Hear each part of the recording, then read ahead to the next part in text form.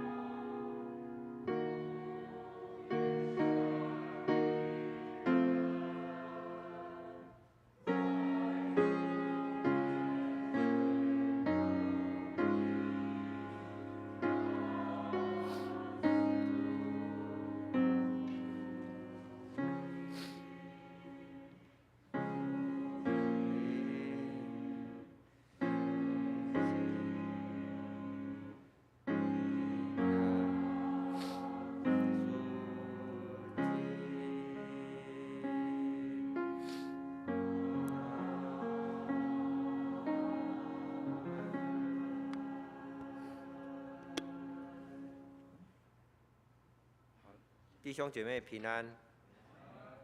今天天气温度比较低，也希望大家都能够很保暖平安。上帝啊，你是我们的盾牌，求你垂顾观看你受膏者的面，在你的愿语住一日，胜似在别处住千日。宁可在我上帝殿中看门，不愿住在恶人的帐篷里。我们一同祷告，亲爱的上帝，恳求你成为我的主，我们完全信靠你，求你帮助调整我们脚步，能够行在你为我们所预备的道路上，能在今时永远都掌管我们的生命。以上都是奉靠主耶稣的名祷告，阿们。那接下来是我们的诗歌敬拜。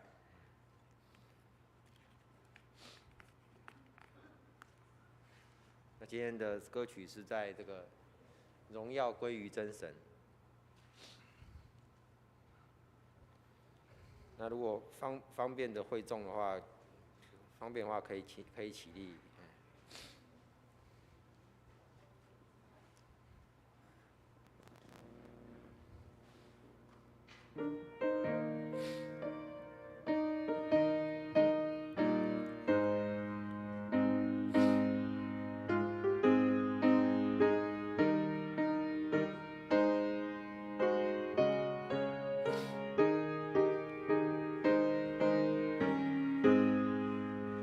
荣耀归于真神，他成就大事，为爱世人生之，赐下独生子，献上他生命为人赎罪受害，永生门已打开，人人可进来。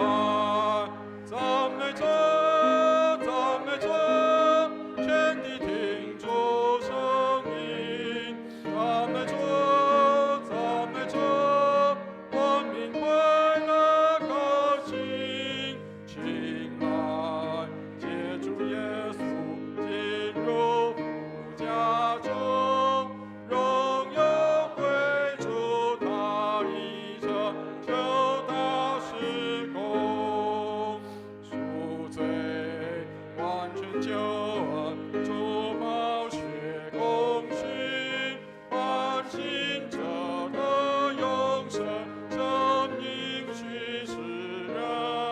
只要我众罪人真心接纳主，你坚信靠耶稣，你蒙他饶恕。赞美主，赞美主，全地听主声音。赞美主，赞美主，万民快乐高兴。请来，借主耶稣进入父家中，荣耀归主，他已成就大事工。荣耀归于真神，他成就大事，接生子耶稣，我们得他欢喜。至圣至尊荣我主耶稣基督，将来可见主面，何等大恩福！赞美主，赞美主，全地听主声音。赞美主，赞美主，万民快乐高兴。请来，借主耶稣进入父家中，荣耀归主，他已成就大事工。请依然站立，让我们以使徒信经来宣告我们的信仰。我信上帝，全能的父，创造天地的主。我信我主耶稣基督，上帝的独生子，因圣灵感孕，由童贞女玛利亚所生，在本丢比拉多手下受难，被钉于十字架上受死，埋葬，降在阴间。第三天从死人中复活，升天，坐在全能父上帝的右边，将在必从那里降临，审判活人死人。我信圣灵，我信圣而公之教会，我信圣徒相通，我信罪得赦免，我信身体的复活，我信永生。阿门。荣耀颂。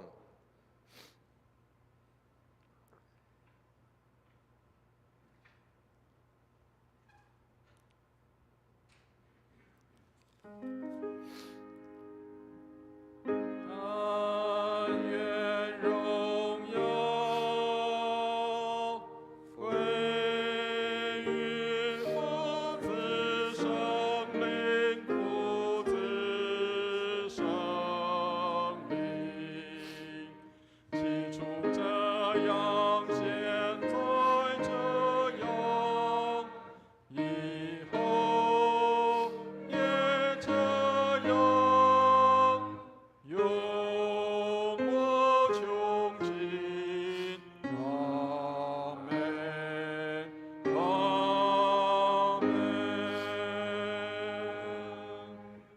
众请坐。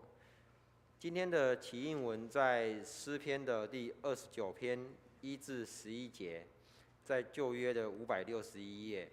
待会由诗会这边诵读白色的起文，会众弟兄姐妹诵读黄色字体的应文。上帝的众子啊，你们要将荣耀能力归给耶和华，归给耶和华，要将耶和华的名所得到的荣耀归给他，以圣洁的装饰敬拜耶和华。耶和华的声音发在水上，荣耀的上帝打雷，耶和华打雷在大水之上。耶和华的声音大有能力，耶和华的声音满有威严，耶和华的声音震破香柏树，耶和华震碎利巴嫩的香柏树，他也使之跳跃如牛犊，使利巴嫩和西连跳跃如野牛犊。耶和华的声音使火焰分叉，耶和华的声音震动旷野，耶和华震动加利斯的旷野，耶和华的声音惊动母鹿落胎，树木也脱落结果，凡在他殿中的都称说他的荣耀。洪水泛滥之时，耶和华坐着为王，耶和华坐着为王，直到永远。耶和华必赐力量给他的百姓，耶和华必赐平安的福给他的百姓。在公祷部分，为中美洲国家的千里达及托巴哥祷告，基督信仰能够进入其生活文化，百姓能够更认识这个耶稣基督，也为卫理公会北一教区的城中教会来做这个祷告，也为世界战乱之地能够求平安，求主能够将战火冲突能够逐渐的这个减低，来为他们祷告，也求主赐福给带领教会在新朋友的进出，能够更有智慧恩典，做出美好的见证。接下来是主祷文的部分，我们一起。我们在天上的父，愿人都尊你的名为圣。愿你的国降临。愿你的旨意行在地上，如同行在天上。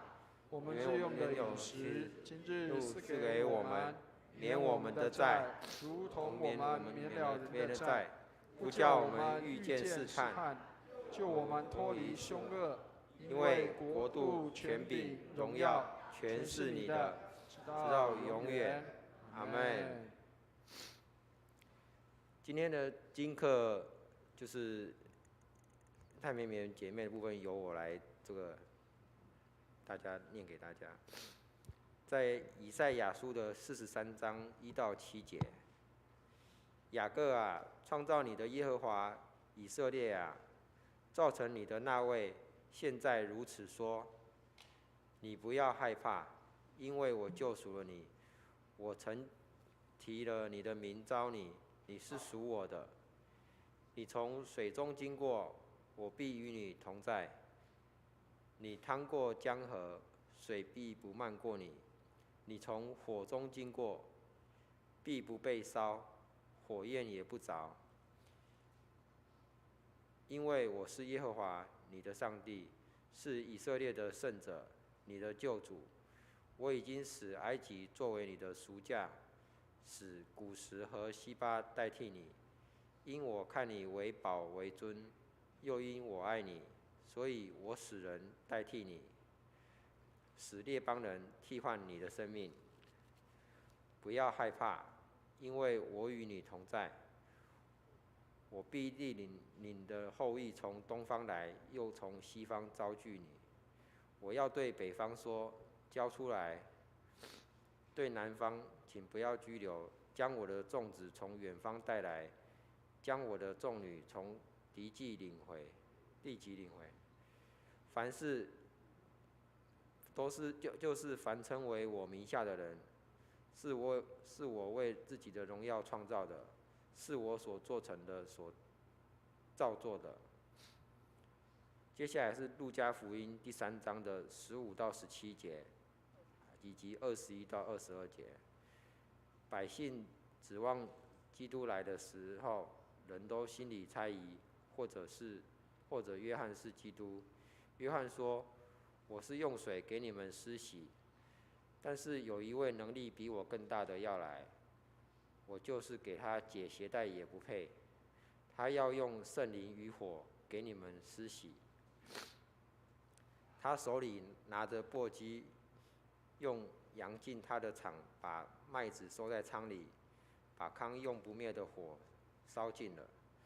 众百姓都受洗了，耶稣也受了洗。正祷告的时候，天就开了，圣灵降临在他的身上，形状仿佛鸽子，又有声音从天上来。”接下来的读经由诗慧这边读，是《使徒行传》的第8章14到17节。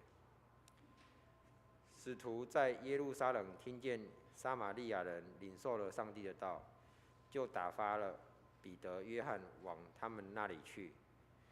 他们2人到了，就为他们祷告，要叫他们受圣灵，因为圣灵还没有降在他们身上。他们奉主的耶稣的名受了洗。于是使徒按手在他们头上，他们就受了圣灵。接下来是诗班的献诗。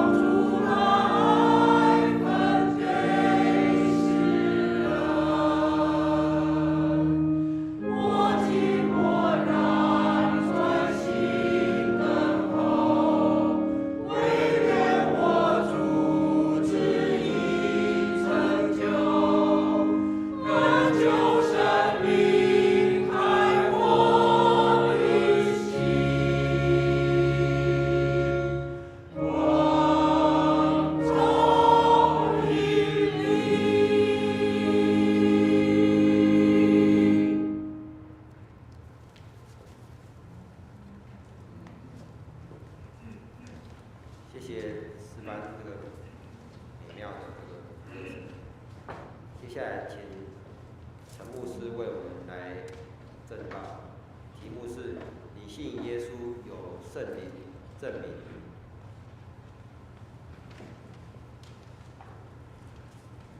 弟兄姐妹平安，感谢主，今天让我们在这里跟大家一起来敬拜，愿上帝帮助我们，让我们看到圣灵的工作在我们当中。我常常讲一件事情，就是诗班的我们的献诗相当的奇妙啊，我都没有跟我们的诗班套过招，或者是特别会讲今天会讲哪些的经文或是内容，但是你会发现一件事情是，圣灵的工作让教会是合一的。不会说今天献诗的诗歌是别的内容，但是牧师讲的又是另外一套东西。圣灵的带领让教会是合一的，所以愿上帝带领我们，让我们看到圣灵工作在我们的当中。那我们从这一周开始，就是我们要进入到新的一年的当中特别上个礼拜已经开始在第一周，那我们已经要进入到一个新的季节，新的这样的一年的里面。上帝祝福我们，让我们可以在这一年当中能够经历上帝丰丰富富的恩典。那我们当然也在上帝的面前立志，求上帝帮助我们，让我们可以重新与上帝有一个美好的立约。但是有很多人会常常跟牧师这样讲说：牧师，我常常立志，但是我立不了长志。听得懂意思吗？常立志跟立长志是不一样的。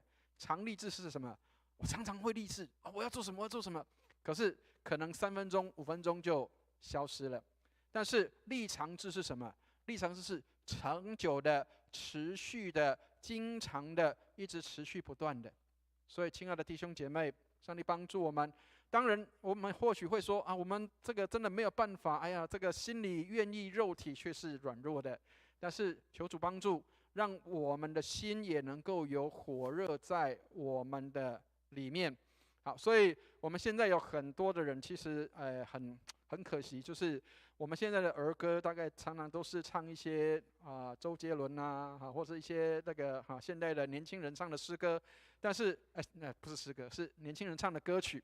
但是我们很少再去回到过去那个用一种叫做激励孩子的方式，让他们能够去面对失败、面对挑战的时候，还能够再持续不断的继续再尝试看看，再试一下。不晓得各位有没有听过这首歌曲，叫做《再试一下》？有没有那个儿歌？再试一下有没有？这个一试再试试不成，再试一下。所以如果各位有听过这个儿歌的时候，你就会发现，原来我们小时候已经常常被提醒说，虽然可能会面对失败，虽然可能会面对有一些的困难，但是我可以再试一下再试一下，一试再试试不成，再试一下再试一下，让自己可以再试试看，不是一次失败就放弃了，能够学习再试一下。好，所以各位，我们常常听到有很多人这个叫做成功的经验，但是成功是需要累积失败经验的好，各位知道我们附近有一间餐厅是他开的，知道吗？好，各位知道他曾经经历过多少次失败，知道吗？他说失败1009次算什么他说这个肯德基爷爷说，不过只是这个比别人多这些失败的经验。他说我65岁才成立这个餐厅所以各位如果去这个我们隔壁吃饭的时候，这个餐厅是有故事的他失败过1009次，所以他最后一次才把他的配方可以做成功。所以亲爱的弟兄姐妹，有时候我们觉得失败，哎呀软弱不行了，我没有办法。求上帝帮助我们，让我们可以持续不断的走在正确的路上。也许我们会失败，也许我们会软弱，但是我们至少是走在一个正确的路上。所以我不晓得大家，也许这个是吃饭的问题但是可能大家也有听过，可能也有看过，有一个人叫做发明大王，他不是发明电灯，这个要重新澄清一下，他不是发明电灯，他叫做改良电灯以前早期的电发明了之后，电灯当然就出来了，但是呢，真正发明者不是他，他是改良了。但是他的灯泡能够持续很久的时间，因为后来是抽了真空，然后放这个钨丝在里面。但是各位，如果你看过爱迪生的传记的话，他说我可以告诉你，他说第1000次他才成功了哈。他说我可以告诉你999个不能成功的案例。所以，亲爱的弟兄姐妹，千万不要以为失败是羞耻的，其实失败是让我们可以踏进成功的另外一个开始，让我们可以有这些的经验，可以继续再传承。去年我们的圣诞晚会的时候，我们演了一出戏，叫做《成为祝福》。这个成为祝福，就是不断的在前辈不断的努力下，也许我们会经历一些失败，也许我们会经历一些痛苦，也许我们会经历一些做不到，但是我们继续的把那些的经验传承给后代，让后面的人可以继续勇往向前。所以，亲爱的弟兄姐妹，上帝帮助我们，让我们可以不怕失败，即使我们可能会有一些软弱的时候，但是至少我们走在正确的路上。愿上帝来带领。好，我们一起举起圣经来祷告，愿上帝的话成为我们的帮助和力量。让我们举起圣经来祷告，我们用这个祷文来祷告。我们一起念，请。这是我的圣经，他说我是谁，我就是谁；他说我拥有就拥有，他说我可以就可以。今天神的话要来教导我，我诚心悔改，我心里警醒，我灵谦卑受教，我就不再一样。奉主耶稣基督的圣名，阿们。今天我们的主日崇拜的主角，不晓得大家有没有从我们刚刚的经文跟诗歌里面听到，有没有听到圣灵？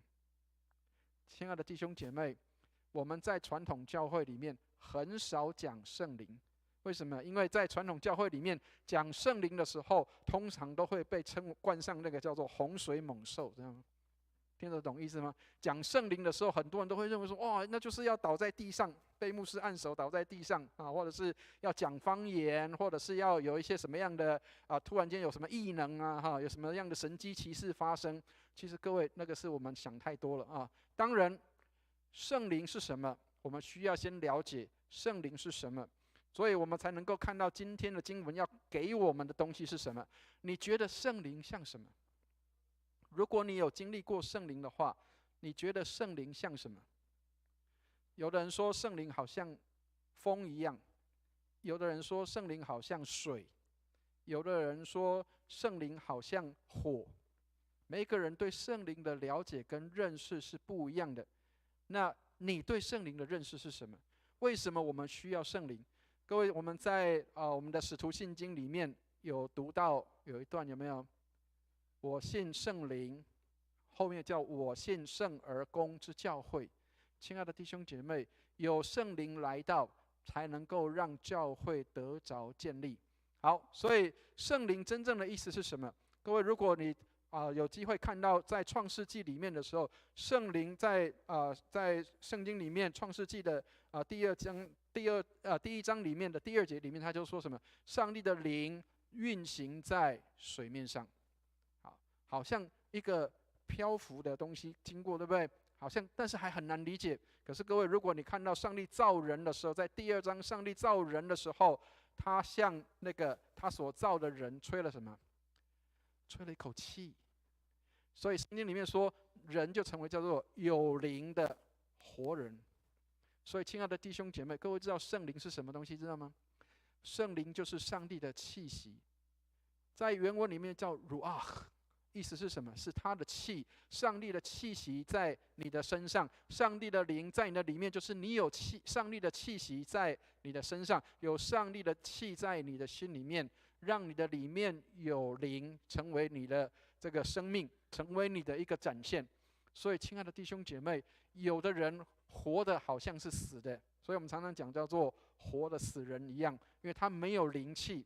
所以各位就知道为什么圣灵很重要，因为有灵的活人表示你的生命气息是旺盛的。亲爱的弟兄姐妹，上帝帮助我们，气息，上帝给的气息是圣灵的意思。好，所以我们今天要看的经文在使徒行传里面。那使徒行传又有人说它叫做圣灵行传，他在讲圣灵怎么样工作在地上，怎么样圣灵工作在教会的里面。好，我们一起来看一下这个人哈，这个人就是路加，他是医生。各位，如果你在读圣经的时候，圣经有2卷书，是他所写的，就是路加福音跟使徒行传。好，所以我们可以说路加福音是使徒行传的前传，然后使徒行传是路加福音的后传。好，所以就是教会这个在建立之前，在讲耶稣的生平的时候，就是路加福音，然后一直讲到这个使徒行传，到建立教会，然后到保罗被捕到这个罗马这些的经历，这么长的这样的一个教会的历史，在在主后1世纪的时候发生了这些的事情，都让我们看到圣灵的工作发生在这当中。所以这个路加医生，他为了要让这个罗马官员有一个叫提阿非罗的这个人能够认识了解基督教信仰到底在信什么，所以他就写了这个路加福音跟使徒行传，来告诉这个提阿非罗，让他能够了解基督教信仰是什么。所以亲爱的弟兄姐妹，如果你想要去告诉别人福音，如果你想要告诉人教会怎么开始，如果你怎么样告诉人家说耶稣是谁，那么我们可以从路加福音来去做一些的介绍跟认识。好，所以路加福音里面也常常提到圣灵的工作，使徒行传里面也常提到圣灵的工作。那特别在使徒行传里面看到圣灵工作的时候，教会就建立起来。但是要问大家一个事情是，亲爱的弟兄姐妹们，如果有一天这个礼拜堂不见了或消失的时候，请问教会还在吗？给大家看一下这个图啊。如果没有礼拜堂的时候，那么我们的教会在哪里？我们的教会在哪里？我们就是教会。亲爱的弟兄姐妹，我们就是教会，千万不要以为这个事没有发生哦。各位，最近如果你有看新闻的话，应该会关注到有一个地方发生大火，甚至连礼拜堂都烧掉了。洛杉矶对不对？礼拜堂都烧掉了有人说在那个废墟上面看到有一张纸没有烧掉，什么叫欢迎回家？可是家都没了房子都没了，欢迎回家怎么办？亲爱的弟兄姐妹，你带着圣经，然后礼拜堂没了，烧掉了，怎么办呢？亲爱的弟兄姐妹，教堂可以没有，但是教会还在的。教会在哪里？我们就是教会。亲爱的弟兄姐妹，上帝帮助我们，有一天这个建筑物可能会老旧，虽然它现在才10年而已，但是有一天它会老旧，它会毁坏的，但是我们仍然在。我们仍然在。我很喜欢看到一个情况，就是虽然我们有很多的这个外劳、外佣或是外配，他们常常会在公园或者是车站，或者是在很多地方会在那里聚会。我记得以前我在纺织厂工作的时候，我们的公司的这个外劳，他们通常做一件事情，就是放假天的时候，他们会跑到公园去。然后在公园那边就有一个也是跟他们一样的一个看起来像劳工的人，然后在那里带他们查考圣经，在那里带他们唱诗歌。各位，他们没有礼拜堂，他们坐在公园的边边角角的地方，但是他们在那里唱诗敬拜赞美上帝。在他们的在他们的这个工具里面，没有像我们现在这样有 PPT 可以使用，也没有像我们这样的会堂可以使用。但是他们唱歌在那里非常高兴，他们用的海报，他们用的就是那个文字或是写在什么地方，他们是用这个壁报纸写在壁报纸上面，然后用翻的。各位，当我看到这个场景的时候，我想到谁？我想到我以前小时候在儿童主日学的时候，那时候也没有这些工具，没有我们现在这些工具。但是主日学老师很聪明，很厉害，他们会把日历纸贴起来，然后写在上面，把歌词写在上面，然后一页一页这样翻，然后来教我们的小朋友。亲爱的弟兄姐妹，没有工具，没有这些东西的时候，一样可以来教导我们的孩子们，能够来上主日学，能够来参与聚会。所以亲爱的弟兄姐妹，没有礼拜堂，我们教会还是在的。求上帝带领我们，让我们看到教会就在我们的当中。好，所以今天的经文里面特别提到有这个人，这个人叫做腓利。好，那这个人请大家一定要记得，在教会历史里面称呼他叫做传福音的腓利。为什么？因为他传福音给很多人哦。好，那传福音给谁？除了我们今天看到的撒玛利亚人以外，他另外有一个很有名的事情，就是他传福音给这个埃提阿伯的太监。你知道当时马车，你要想象当时的马车是跟我们的跑车一样的那个跑的速度的，但是他可以跑赢马车，而且跑到那个车子的旁边，然后那个埃提阿伯的太监摇下车窗啊，然后还跟他对话。你可以想象腓利那个时候他是多么勤着传福音，他那个时候是跑着去跟人家传福音的，所以他叫做传福音的腓利。好，我们来看一下这个人他有什么样特别的地方，为什么要下到撒玛利亚去传福音？我们来看一下《使徒行传》的第8章第5节的地方，我们一起来念一下8章5节，一起念来。腓利下撒玛利亚城去宣讲基督。亲爱的弟兄姐妹，如果你看第8章的话，如果你圣经翻到同样在第8章这边，因为我们没有到其他的章节里，第8章的地方你会发现刚开始的时候是什么？教会受到大的逼迫。当教会受到逼迫的时候，腓利去哪里？腓利就下到这个撒玛利亚城去那边传福音。亲爱的弟兄姐妹，撒玛利亚是什么样的地方，知道吗？犹太人宁可绕路，他们不会去到撒玛利亚那个地方去。为什么？因为那个叫做混血儿的城市。以前的以色列人各个支派跟外邦人混血之后，他们就被称为撒玛利亚人。然后当他们居住在那个地方的时候，犹太人自诩自己是血统纯正的以色列人，所以他们从来不会去到这个撒玛利亚。所以当他们要去到撒玛利亚，那是很不得已的。好，所以这个腓利他去到哪里？他去到撒玛利亚城，他下到撒玛利亚城去。亲爱的弟兄姐妹，那时候的教会受到逼迫，腓利是在当时的7个这个执事当中的一个，他下到撒玛利亚城去。亲爱的弟兄姐妹，有时候我们可能被迫会离开原来的地方，会去到别的地方去，或甚至是不得已下到某一些地方去，然而都有上帝的旨意在那个地方。虽然耶路撒冷的教会被逼迫，但是腓利居然到撒玛利亚城去那里传道，去那里传福音。可是千万不要小看腓利，他的福音工作很有效的。我们来看一下这个使徒行传8章12节，我们一起来念一下8章12节，一起念来。及至他们信了腓利所传上帝国的福音和耶稣基督的名，连男带女就受了洗。亲爱的弟兄姐妹，他是一个平信徒，这个腓利是一个教会的执事，但是他下到撒玛利亚城去，当他在那里讲道的时候，有注意到他讲2个东西，有没有？只有讲什么？上帝国的福音，还有什么？耶稣基督的名。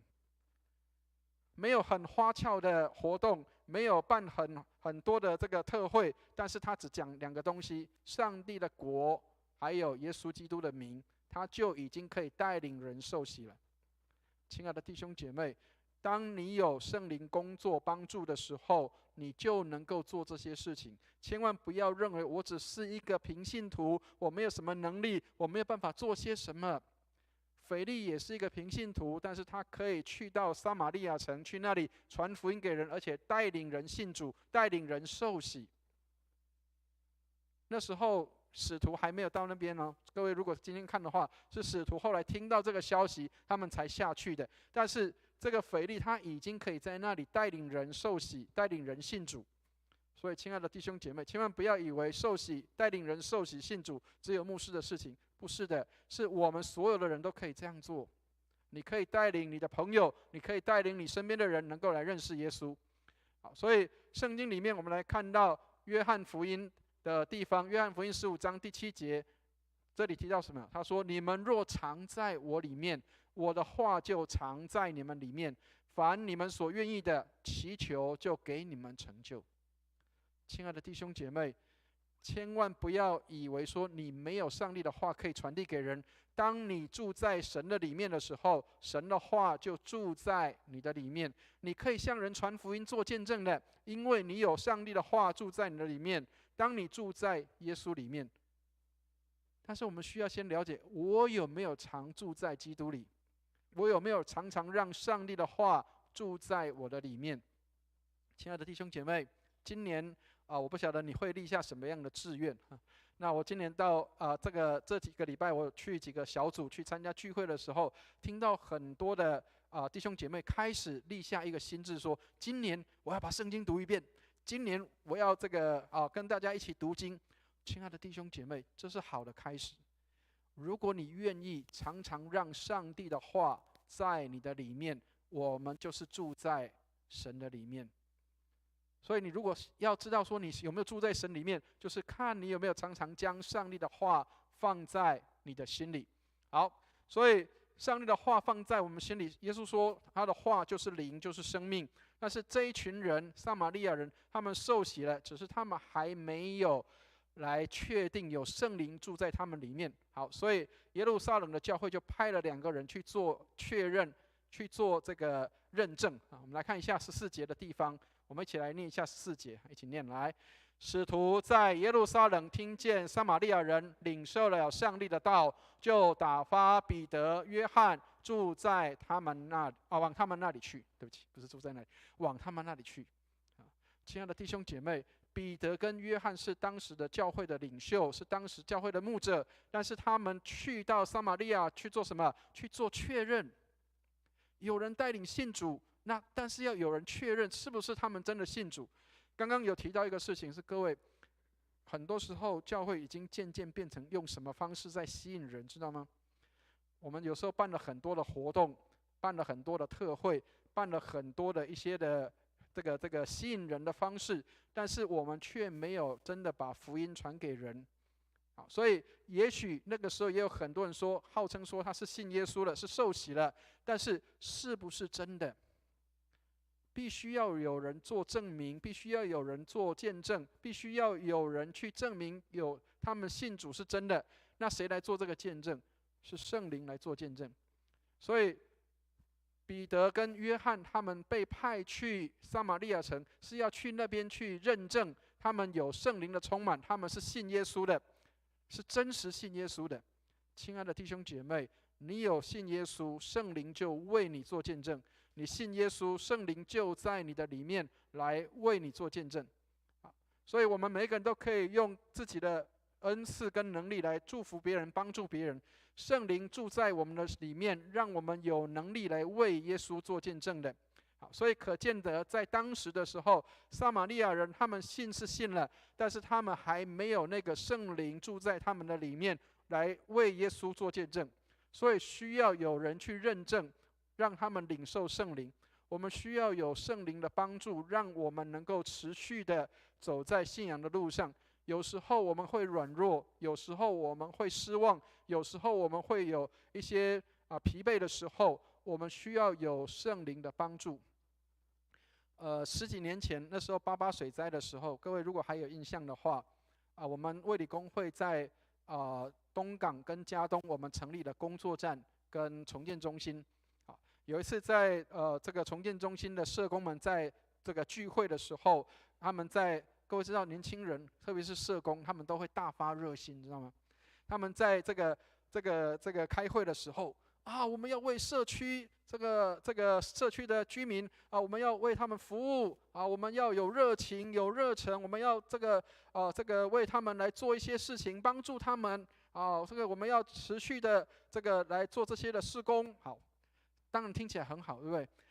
那时候我就帮他们泼了一盆冷水我就那时候就问他们说，亲爱的我们的同工们，你们的这个火热的心当然很好，但是你的火热可以撑多久？你的火热可以撑多久？你的这个热情可以撑多久？亲爱的弟兄姐妹，热情有时候是撑不久的。我常常讲一件事情，就是我说，亲爱的弟兄姐妹，有时候你给人家馒头，人家不一定还你馒头，人家给你什么？石头所以当你服务别人的时候，当你对别人好的时候，可是别人给你回应的不是馒头而是石头的时候，你还能够有这个热情继续的做吗？除非你有一个特别的帮助，有那个圣灵的火在你的里面，要不然没有人可以撑住的。好，所以这2个人他们去到撒玛利亚城，去为这些的人去服侍，他们去服侍这些人，为他们祷告，让他们领受圣灵。亲爱的弟兄姐妹，要跟大家先厘清一个事情是，不要以为圣灵充满只有那个按手在头上，然后就倒下去或者是只有讲方言或者是祷告之后他就病得医治了或者是有很多的那个神迹奇事发生。亲爱的弟兄姐妹，圣灵充满它是有外显的，但是那个外显不是只有这些。有的人他不见得会讲方言，但是他可以有这些的很特别的东西在他的里面。我们来看一下加拉太书5章22到23节，我们一起来念一下这一节的圣经。好，我们一起念来。圣灵所结的果子，就是仁爱、喜乐、和平、忍耐、恩慈、良善、信实、温柔、节制，这样的事没有律法禁止。亲爱的弟兄姐妹，很多人以为说圣灵充满的时候，哇，我会讲方言祷告得很大声，然后这个祷告完之后就倒在地上，以为这个叫做圣灵的充满。当然，我不是说没有，圣灵工作有时候会让人匍击倒在地上，但是你击倒完了之后，你是否有结出圣灵的果子？然而，你有圣灵的果子，也证明你有圣灵住在你的里面。虽然你有外显的东西，比如说刚刚讲的，你祷告完倒在地上，或者是你会讲方言，但是并不代表你能够结出圣灵的果子。但是你有圣灵的果子，一定证明你有圣灵在你的里面。亲爱的弟兄姐妹，仁爱、喜乐、和平、忍耐、恩慈、良善、信实、温柔、节制，这些是人看得到你身上有这些圣灵所结出来的。上帝帮助我们，也许我们不会有很多的圣灵的恩赐，也许我们可能不会祷告让人家倒下去，不会这个祷告让人家病得医治，不会讲方言。但是当你的身上有这些特质展现出来的时候，你有圣灵住在你的里面。所以亲爱的弟兄姐妹，不是只有追求外在的那个表象的，而是你里面是否有圣灵结出果子在你的心里。所以圣灵充满最好的解释是什么？请注意这个部分圣灵充满的意思是什么？原来的意思是被圣灵来管理，靠圣灵来得力。所以亲爱的弟兄姐妹，千万不要以为这个圣灵充满就是倒地的那个，或者是这个医病的或者是那个只有这些，不是。圣灵充满是什么？你被圣灵来管理，你能够靠着圣灵来得力，你让圣灵来工作在你的心里，你让圣灵持续不断的有那样的热情在你的心里。各位知道我们在台湾有2个很有名的2个姓马的宣教士，知道吗？北部是马街，对不对？南部是马雅各。今年元旦的时候，我跟师母去，还有我的老弟，我们到这个旗津去，看到那个旗后教会。旗后教会是这个南台湾的第一间这个正式的礼拜堂，所以各位如果去旗津的话，要记得那个是我们的福音开始的地方。今年是新教进到台湾的160周年。所以其实也是一个相当值得纪念的时候。160年前，这些宣教士他们踏上这块土地，台湾才开始有改变。但是这些人，你从来没有发现，在这个记录里面说，马雅各会讲方言然后这个马街这个为人祷告，他这个人就倒在地上，在那里乱动乱窜，没有看到这些。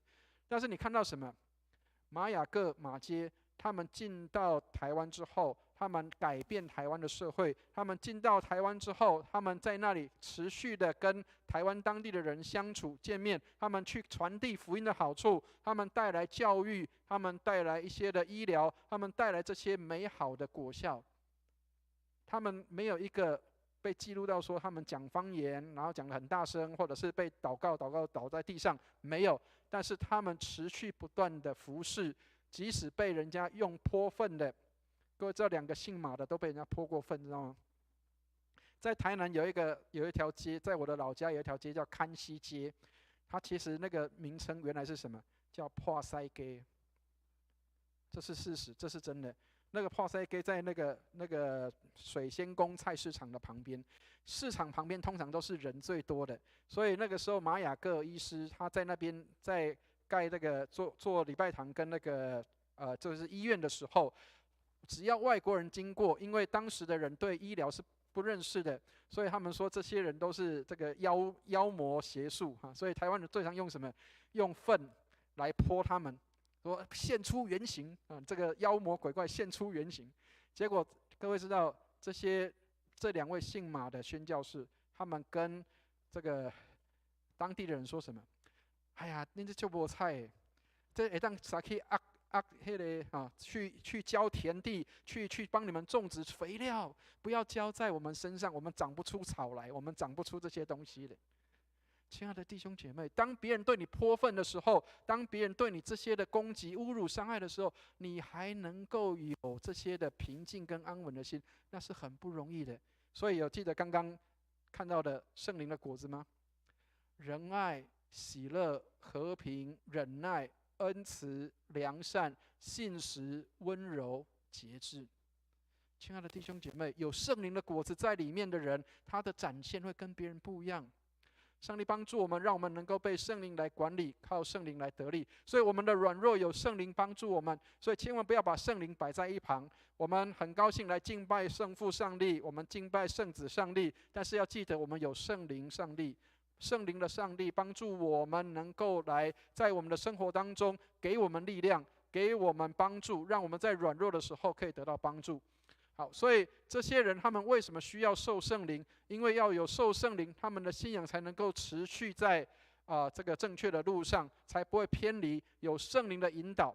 好，所以16节我们来看一下16节，我们一起来念一下16节啊，一起念来。因为圣灵还没有降在他们一个人身上，他们只奉主耶稣的名受了洗。所以，亲爱的弟兄姐妹，受洗不代表你受了圣灵，但是你受了圣灵，你就应当要能够知道，受洗是一件重要的事情，因为那个表明你在上帝跟众人面前的一个见证。好，所以有圣灵的充满，并不代表你受洗了，因为在使徒行传里面有特别提到，这个百夫长，这个我们这个在圣经里面使徒行传里面那个百夫长，突然间忘记他叫什么了。他在还没有受洗之前，他就已经受圣灵了。知道他是谁吗？使徒行传里面有一个百夫长，还没有受洗，他就受圣灵了。哪一个？不是司提反，司提反是被石头打死的那个，是哪是吗？彼得传福音给他。谁？哥尼流。对了，哥尼流是那个罗马人，他是这个信主的时候，他还没有受洗，圣灵就先充满他，所以彼得为这个做见证。亲爱的弟兄姐妹，你信耶稣，一定有圣灵为你做见证。我们来看一下诗篇51篇第10节，我们来念一下诗篇51篇第10节，一起念来。上帝啊，求你为我造清洁的心，使我里面重新有正直的灵。亲爱的弟兄姐妹，你要有清洁的心，你要有正直的灵在你的里面，你要让圣灵工作在你的心里面。所以圣灵引导，赐下能力过圣洁的生活，让我们能够爱主所爱，能够受到上帝的安慰。所以亲爱的弟兄姐妹，让圣灵充满你。今年一开始的时候，让圣灵不断的充满你，让你的心能够火热，像有火一般在你的心里面燃烧。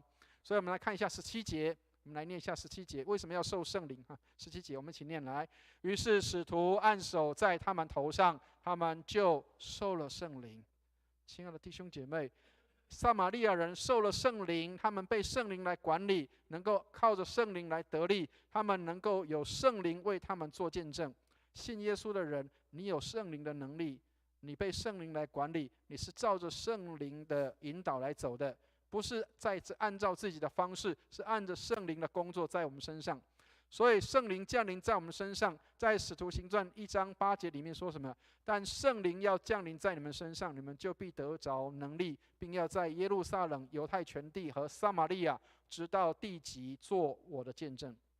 所以耶稣说，圣灵来是要为他做见证的。亲爱的弟兄姐妹，你要求圣灵，圣灵充满你，圣灵充满你，让你能够为耶稣做见证。好，所以牧师要讲这个故事哈，这个是我们的会主约翰卫斯理。各位，如果你有听过他的一个特殊经验的话，你会发现，虽然你受洗，但是如果你没有圣灵的充满，是很可惜的。好，所以受洗，奉主的名受洗，并不是代表你就能够持续的走在信仰的路上，因为有时你会软弱，有时你会跌倒，有时你会有不信的时候，那么你需要有圣灵的帮助。各位，如果看卫斯理的传记的时候，卫斯理在25岁的时候，他就成为这个圣公会的牧师，但是他一直到35岁的时候，他才真正认识圣灵。他认识圣灵的时候是什么时候？在1738年的5月24号，他很不情愿的去参加一个小组聚会。在这个之前，他曾经当过美洲的宣教士；在这个之前，他曾经去到印第安的地区去宣教。各位，如果你看过他的日记的话，他上面写一段很有趣的话。他说：“我传福音给印第安人，让他们明白得救的道理、永生的道理，但是谁来救我？”听得懂意思吗？这个牧师他告诉人家说，你要信耶稣，信耶稣可以得救。但是他说，可是我好像没有证据，我不确定我有没有，我可以传福音给人，但是我好像没有了。各位刚刚提到了卫斯理在那一天的时候，他很不情愿的去参加一个小组聚会。不是圣经，在教会历史里面提到这个部分。他在晚上的8点15分的时候，他去参加一个亚德门街的聚会，在那里很不情愿的在那里听这个小组长在那边分享。这个小组长他在讲什么？他在讲那个马丁路德的序言，罗马书序言。他在念的时候，他说，约翰卫斯理他说，在那时候他说心中有异样的温暖。他说他心中有一股热，好像起来了。然后他说，我已经有确据了，我相信我所信的，我相信我所讲的，我已经有确据了。所以亲爱的弟兄姐妹，如果你手上有周报的话，或是如果你注意看我们卫理会的标志，有没有注意到我们有一个十字架，旁边有什么知道吗？有火焰，对不对？好，那个火焰是什么？是代表圣灵在你的里面。你要持续不断的有热情，那么就要有圣灵在你的里面。你要持续不断的能够信靠上帝，走在正确的路上，你要有圣灵的充满在你的心里面。亲爱的弟兄姐妹，不要把圣灵摆在一边，圣父、圣子、圣灵三位一体的上帝共同住在你的里面，让圣灵来引导你，让圣灵来帮助你，让圣灵来带领你走前面的道路。好，所以今天的经文给我们几个提醒。第一个，圣灵见证信耶稣的人能够有属灵的福气在他心里面，所以圣灵在我们的里面，让我们能够得着上帝所要赐给我们的一切的好处。所以上帝已经把他的爱跟恩典赐给我们，求上帝带领我们，让我们不放弃，不去轻看圣灵要给我们的一些的工作跟带领，让我们不是把圣灵给撇在一边，而是让圣灵来引导我们的道路。所以圣经上说，不要消灭圣灵的感动。有时候圣灵会给你一些的感动，让你去做一些的事情，不要消灭圣灵的感动。圣灵会让上帝的爱跟恩典来充满我们。所以耶稣特别提到说，信他的人要从他里面涌出活水的江河来。亲爱的弟兄姐妹，你要持续不断的有活水在你的里面，那么要让圣灵工作在你的心里。第二个，圣灵见证信主的人生命是会改变的。亲爱的弟兄姐妹，信耶稣之后，你生命有没有改变？信耶稣的人，你的生命会有改变在你的心里面。刚刚提到卫斯理的经验，他是一个改变的人。他过去是一个持守，一个很持守信仰圣经跟这个传统的，但是他里面没有那个活力在心里面，他里面没有圣灵的火在他里面燃烧。所以当他领受圣灵的时候，他说有异样的温暖在他的心里。他说他不再有这个疑惑跟害怕，他已经有确据了，他有这样的一个得救的确据。所以圣灵要把我们所需要知道的一切都来引导我们，告诉我们他是没有说谎的。愿上帝帮助我们，亲爱的弟兄姐妹，圣灵带领我们，让我们走在真理的里面。所以圣灵如果没有跟这个上帝的话同工的话，那么圣经读的都是死的字句。亲爱的弟兄姐妹，你要让圣经的话活起来，你要让圣灵在你的里面，让圣灵来引导你来读圣经。如果当你读不懂圣经的时候，让圣灵来引导你来读圣经。第三个，圣灵做见证，信耶稣的人他会顺服上帝的权柄跟掌权。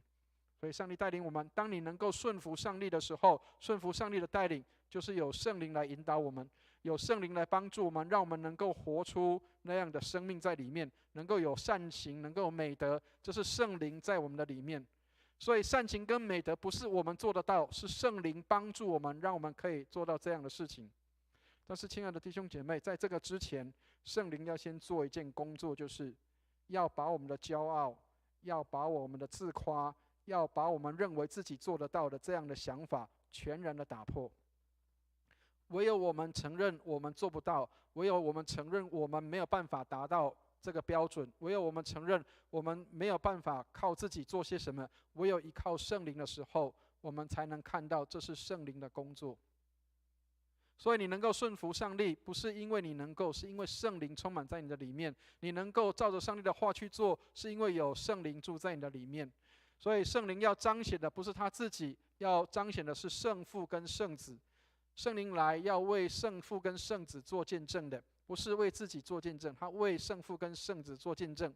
所以圣灵会带领我们所需要的一切，他会供应我们，他帮助我们，让我们能够顺服耶稣，并且我们所需要的一切他都供应我们。愿上帝帮助我们，让我们在今年一开始的时候，我们就让圣灵来大大的充满。昨天我在去参加会友座谈会的时候，有一个弟兄特别就提到，他是在台糖工作的一个弟兄，那他是在那边算蛮高阶的，就是他在那边当一个经理。那他特别做一件事情，他做一个见证。他说，当他因为各位知道，即使是在公司里面、公家单位里面，很多在这个初一十五或者是一些重要的华人的节庆的时候，都会要拜拜的。好，然后他就做一件事情，他是基督徒，他说我要怎么样在我的信仰上面能够来彰显上帝的荣耀。他做了2件事情。第一个，他说当他要做这个事情之前，他先做一件事，他自己要先被圣灵充满。他说他做一件事情，他说他在上帝面前持续不断的祷告。他说他花了1个晚上的时间，一直不断的唱诗祷告。他说突然间的，他说圣灵大大的充满在他里面，让他有勇气能够做一个决定。所以他在做了这个决定之后，他在公司里面做了一个很大胆的尝试，就是他原本初一十五要拜拜的，然后他就跟他的员工讲说，我们这一次要邀请教会的牧师来这个公司里面来带我们这个初一十五的时候的这个礼拜。好，那当然做这个事情要有相当大的勇气啊。那这个弟兄他就做见证，他说当他这样做的时候，虽然有一些员工 murmur， 这个初一十五不是要拜拜，怎么会找牧师来做礼拜呢？好，但是当他这样做之后，他说他的员工全部都接受这样的一个方式。他说当他这样做的时候，他的单位里面有很多的员工，他们很喜欢。他说牧师来带这个唱诗祷告来做礼拜的时候很喜欢，我的员工很喜欢。亲爱的弟兄姐妹，就差这一步，你有没有被圣灵来充满，让圣灵来给你力量跟勇气，勇敢的为主做见证。所以我昨天后来有回应他，我说最近师母有给我看了一个影片，各位知道几年前有一个这个演员叫李天柱，他在领这个金钟奖的时候，他就在这个台上，他用主导文来带这个他的一个感言。好，那当然有很多人会说这个他怎么这么有人会批评他，当然也有的人会称赞他。但是各位你要知道，你要站在台上为主做见证，那是一个相当不容易的事情。所以以前这些使徒们，他们为什么勇敢去死？因为他们有圣灵在他们里面，他们知道死而无憾，因为我知道我要去哪里，有圣灵为我做见证。所以，亲爱的弟兄姐妹，你需要有勇敢的心，那么圣灵要充满你，让你能够勇敢的为主来做见证。你大胆跟上帝求，圣灵要帮助你，让你为他来做见证。愿上帝来带领，让圣灵今年能够大大充满在我们每个人的身上，让我们所做的一切尽都顺利。愿上帝来带领，我们一起来祷告。亲爱的天父，愿你帮助我们，我们需要你圣灵大大的充满，我们需要你圣灵的工作在我们的当中，我们也需要圣灵能够做工在我们的教会里面，让教会能够得着建造跟建立。愿你施恩看顾。主啊，我们虽然软弱，我们虽然会有一些胆怯，会有不安的时候，但是你圣灵充满我们，让我们按照圣灵的帮助，使我们能够被圣灵管理，靠圣灵来得力。在这一年当中，让我们荣光堂教会大大的领受圣灵。愿你恩待我们，坚固我们的信心，使我们走在你正确的路上。感谢祷告，奉耶稣基督的圣名，阿们。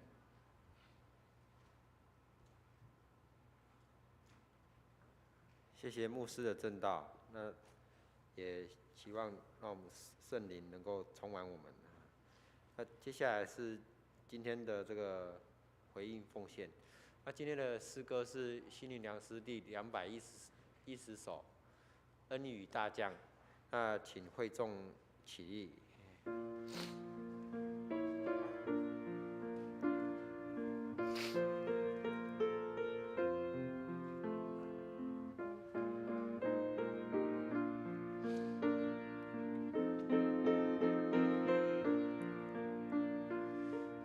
的苦干软弱可怜，每见生灵难复兴。主他慈爱已经进去，你死的恩如大雨，恩雨降恩雨，愿主生灵充满我，虽有恩愿为此人，爱渴望他是恩雨，你死的恩犹如大雨，教会有的大复兴，高山并不留的恩雨，各处恩雨大声，恩雨降恩雨，愿主生命充满我，虽有恩愿为此人，爱渴望他是恩雨，你死的恩犹如大雨，愿主成就主应许，祈求生命使我复兴，一生荣耀主生命，恩雨降恩雨，愿主生命充满我，虽有恩愿为此人，爱渴望他是恩雨，你死生灵犹如大雨，生命已经大降临，请将我罪尽都承认，到主中间显我心，恩雨降恩雨，愿主生命充满我，虽有恩愿为此人，爱渴望他是恩雨。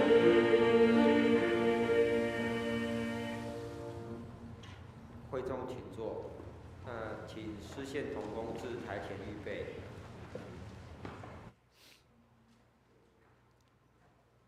那有第一次来的新朋友未预备或不了解奉献意义的话，待会就请安静在座位上，让奉献袋经过你的旁边。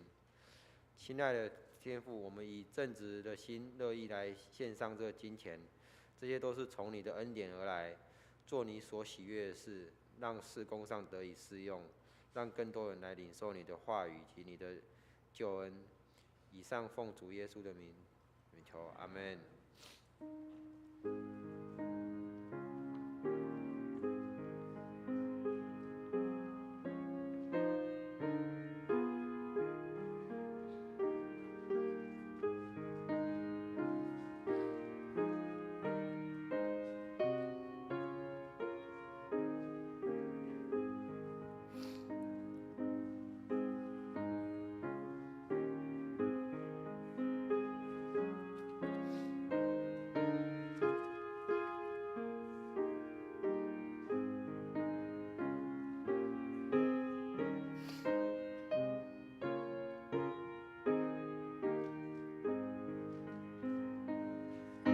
会众请起立。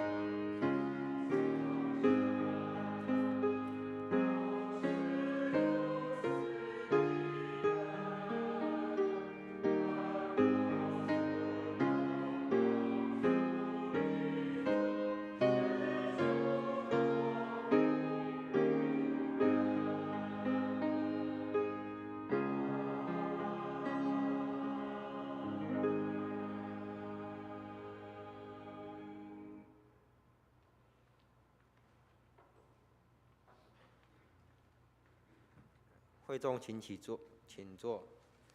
那我们介绍一下，今天有新朋友。我们先介绍比较资深的，沈华丽小姐。好，我们欢迎你。好，谢谢。那另外一位是林宏达先生。那这个一日欢迎，永远欢迎。那接下来我们唱这个，我们成为一家人。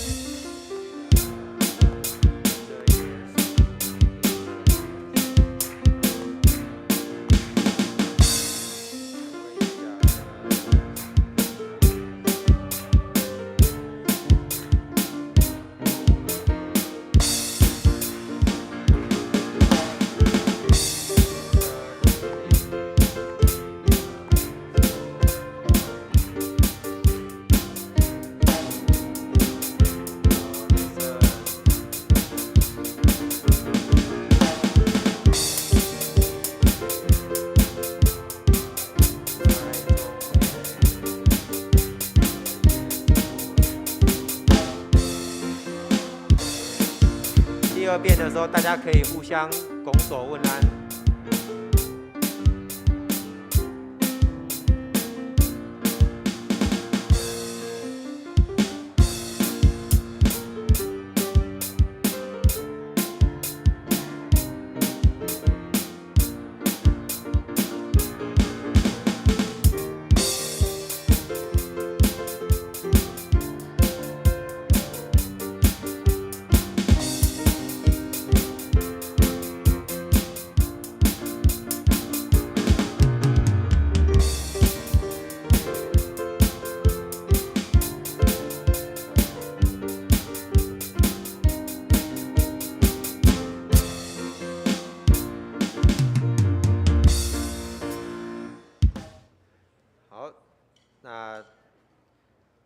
大家可以陆续请坐。那我这边简单报告一下这个教会的消息。那教会2025年的话，年度目标为服侍众人。那邀请弟兄姐妹在今年能够参与一项教会的服侍。那这边也为这个教会60周年的这个纪念礼拜来筹备。如果你还没有想到要做什么服事的话，可以来报名这个教会60周年的纪念礼拜筹备会。那晨主的话，今天这个在1点半的时候在201教室。另外就是本周的，就是1月18号礼拜六上午的话，在本堂会召开这个南区社区关怀与教会增长委员会的座谈会，由这个郑德恩牧师来担任讲员。欢迎弟兄姐妹对于这个社会关怀及教会增长有意愿的话，可以报名参加。那1月25号早上在本堂的话，也会举办这个青年黄弟兄跟李姐妹的这个结婚典礼。那接下来我们把这个时间短暂的交给那个今天的这个马拉松的完赛的跑者。不好意思，各位弟兄姐妹平安。我们继去年这个持续推动读经计划，那我们今年有新的这个读经计划，这是由公报社台湾教会公报社发行的新眼光读经。那么这是一本证书哈，证书就是说你有钱都买不到。那么这本证书呢，目前放在1楼楼下，数量非常有限。那大家如果同一个家庭，大家要一起读经的话，希望说，全家4个人、5个人、6个人来给大家看一本，也许就可以了。那不用每个人都一本哈，因为这个数量有限，因为我们已经赠完30几本，这是牧师又去请人家再给我们30几本。那目前其实已经低于30几本，已经又有人拿了，所以数量有限。那这一本书它有一个有趣的地方，它是在讲1月份民数记，2月份是在讲利未记、民数记跟路加福音，它是有我们公报社他们自己的读经计划。那它这边呢，我们也知道，就有一些读经就是读起来就比较没有那么有趣。那但是这个内容非常有趣，比如说2月1号人生的马拉松。你看马拉松，今天早上刚刚拿到的，不好意思啊，就那个所以我等一下有点铁腿。然后它的内容就是非常有趣，要告诉你说，这个时事啊发生什么事情，我们的民间宗教跟我们的信仰怎么样结合，大家可以一边看着圣经的内容，一边看着一些新的东西，所以这是非常有趣的。那我们已经在这个社青跟学青都有推动，所以你要是小孩在社青或是小孩在学青，他应该都有一本。那也欢迎大家就免费索取。那我们也持续的就是赞助这个公报社他们的这个爱心所以我们也有一个自由奉献线。那你丢10元不嫌少，丢1000不嫌多，丢1万我们就拍手那个。那欢迎大家奉献，然后我们会把它这个钱再奉献给公报社，当做我们第3、第4季我们还是会跟他索取，所以我们今年都会一直跟他索取。那各小组长呢都有一个群组，他会帮大家统计全部小组要的这个数量。那再麻烦大家支持，好，谢谢大家。那接下来这个把时间短暂交给牧师一下。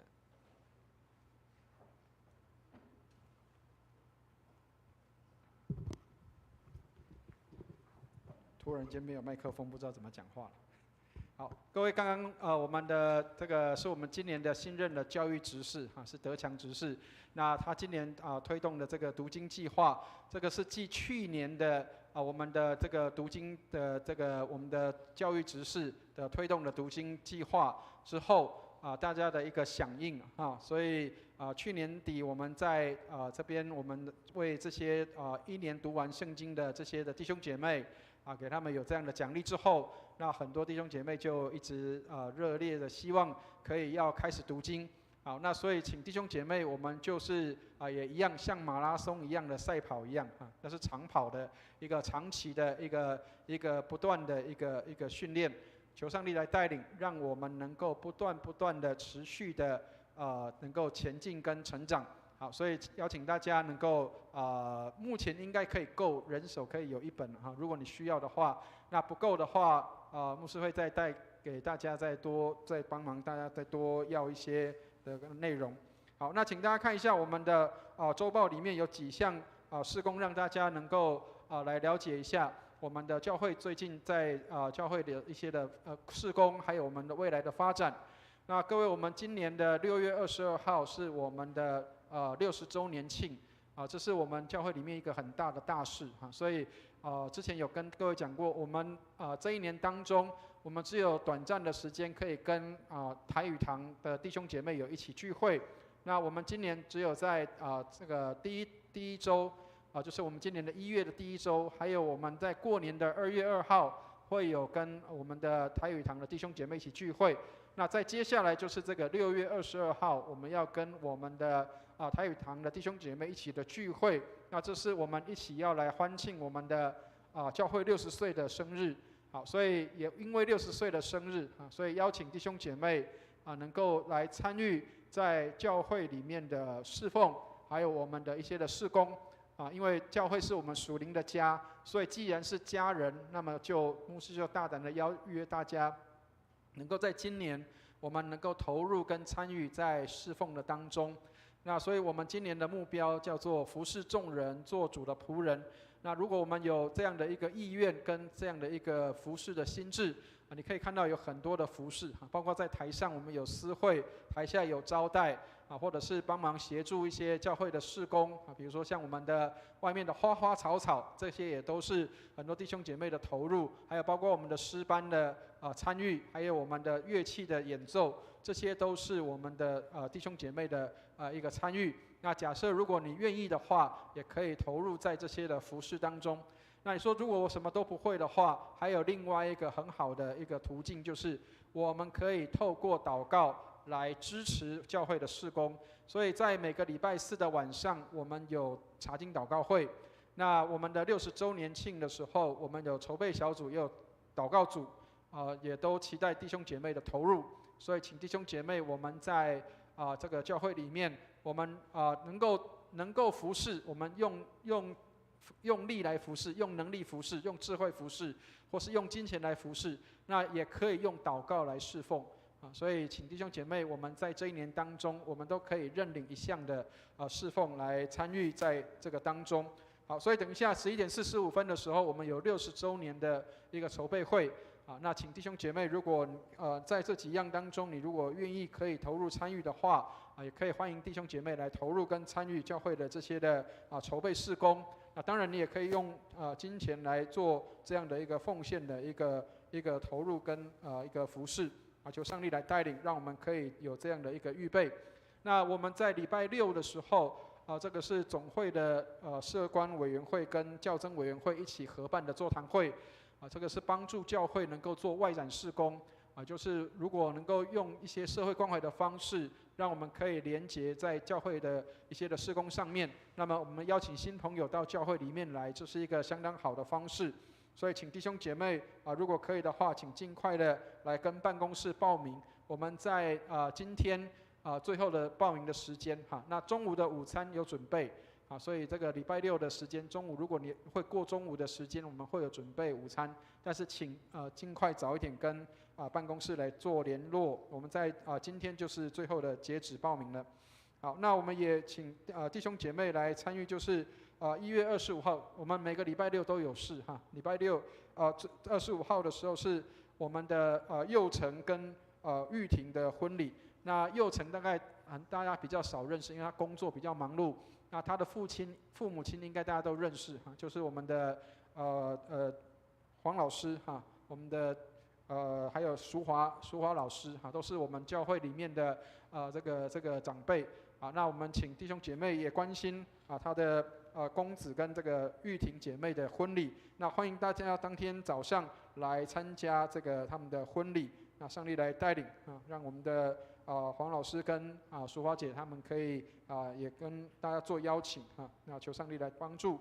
那新春的时候，我们的放假开始是1月27到2月1号所以这当中我们的礼拜堂是不开放的。好，所以请弟兄姐妹注意开放的时间。那如果需要有比较紧急的事项要联络的话，请电话跟手机跟牧师做联系。好，那最后一项跟我们姐妹们做一些的这个告知提醒我们在今年3月8号妇女节的当天，3月8号我们有这个周淑清牧师来传讲这个信息，对我们的姐妹们。好，那当然弟兄要参加也可以，但是要请跟我们的姐妹们先讲一下说我们那个愿意参加，那一样可以跟那个办公室做报名。翻转人生圣经辅导的与人生的难题，这个是我们的这个神学院的老师，这个周淑清牧师他的一个专题的一个分享。好，那请弟兄姐妹如果可以的话，我们就尽快的来跟姐妹请跟姐妹会报名。那弟兄的话，请跟我们的办公室来报名，让我们可以来参加这样的一个培灵会，能够有机会来吸收这些美好的圣经里面的辅导跟教导。愿上帝来带领。好，以上谢谢。好，最后就是肢体消息方面，请大家注意这个保暖及这个天气变化，也为这个身体不适的来做这个代祷。现在会众请起立，三一颂。普天之下望我闻名，齐声赞美父子圣灵，三位一体同荣同尊，万有之源，万福之本。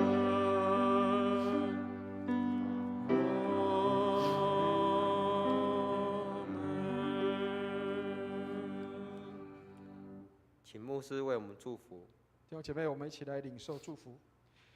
亲爱的圣灵，愿你充满我们，充满你的教会，充满我们每一个弟兄姐妹，让我们时刻被圣灵来充满，被圣灵来管理，照圣灵的话来运行，使我们能够行在神的道里面，永不偏离。愿你给我们有信心、勇气和力量，让我们无论在哪里，你的圣灵都为我们做见证。愿我主耶稣基督的恩惠、天父上帝的慈爱、圣灵的感动与交通，常与我们众人同在，从今时直到永永远远。阿门。阿门颂。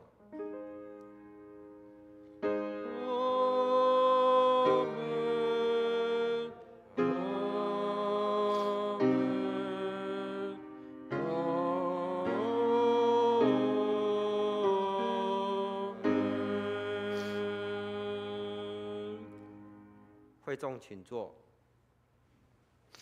会众待会可以一同低头默祷啊。订阅之后彼此问安。如果有病痛、忧伤的弟兄姐妹，欢迎请牧师为您祷告。